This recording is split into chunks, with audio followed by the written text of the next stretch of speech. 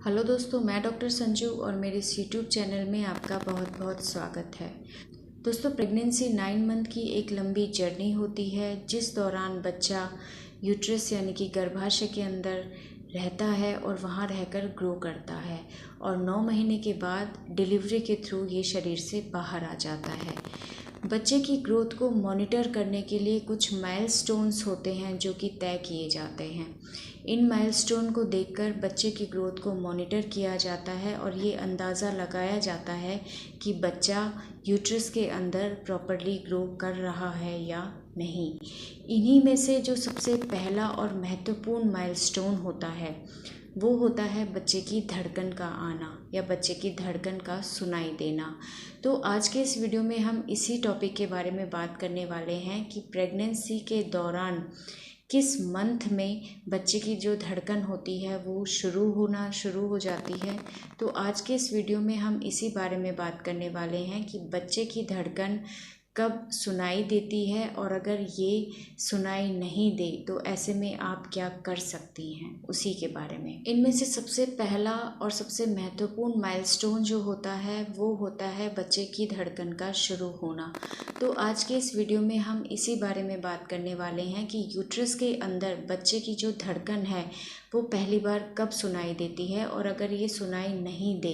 तो ऐसे में आप क्या कर सकती हैं। प्रेगनेंसी की ड्यूरेशन को हम LMP से कैलकुलेट करते हैं, यानी कि लास्ट मेंस्ट्रुअल पीरियड से, यानी कि प्रेग्नेंट महिला का जो आखिरी माहवारी थी, आखिरी जो पीरियड था, उस डेट से हम कैलकुलेट अगर करते हैं तो 4th वीक पर जब हम अल्ट्रासाउंड कराते हैं तब उसमें हमें जेस्टेशनल सैक दिखाई देता है। 5th वीक पे अगर हम अल्ट्रासाउंड कराते हैं तो हमें जेस्टेशनल सैक के साथ साथ यॉक सैक दिखाई देता है और 6th वीक पर जब हम अल्ट्रासाउंड कराते हैं तो उस दौरान हमें जेस्टेशनल सैक,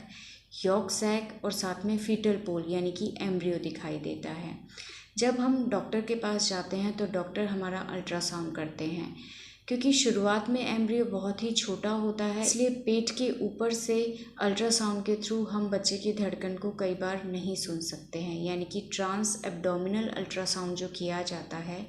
उसके थ्रू बच्चे की धड़कन को सुनाई देने में थोड़ी सी परेशानी होती है क्योंकि एम्ब्रियो बहुत छोटा होता है। इसीलिए डॉक्टर आपका TVS करते हैं, यानी कि ट्रांस वेजाइनल सोनोग्राफी करते हैं, यानी कि वेजाइना के थ्रू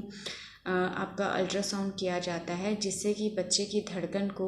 बहुत ही आसानी से सुना जा सकता है। तो दोस्तों, लगभग 6 या 6.5 हफ्ते के दौरान जब हम अल्ट्रासाउंड कराने जाते हैं तो उस दौरान बच्चे की धड़कन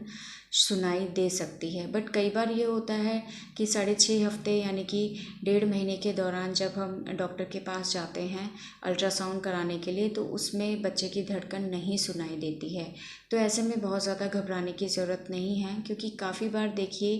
जो गर्भवती महिला है उसकी जो ओव्यूलेशन का टाइम होता है वो थोड़ा सा लेट हो जाता है, यानी कि कई महिलाओं की जो पीरियड साइकिल होती है वो 28 डेज़ की नहीं होकर थोड़ी सी लंबी होती है, यानी कि 35 डेज़ की हो सकती है, या जिन महिलाओं में 40 डेज़ की पीरियड होते हैं उन महिलाओं के अंदर जो ओव्यूलेशन होता है वो 14th डे नहीं होके 22 डेज़ पे होता है या 24th डेज़ पे होता है। तो इस वजह से जो बच्चे की ग्रोथ होती है वो 1 हफ्ते आगे खिसक जाती है, 1 हफ्ते या 10 दिन लगभग आगे खिसक जाती है। ऐसी महिलाओं की जब हम अल्ट्रासाउंड करते हैं तो नॉर्मली जो जेस्टेशनल सैक हमें 4th वीक पर दिखाई देना चाहिए वो 4th वीक पे नहीं दिखाई दे के 5th वीक पे दिखाई देता है। इसी तरह बच्चे की जो धड़कन है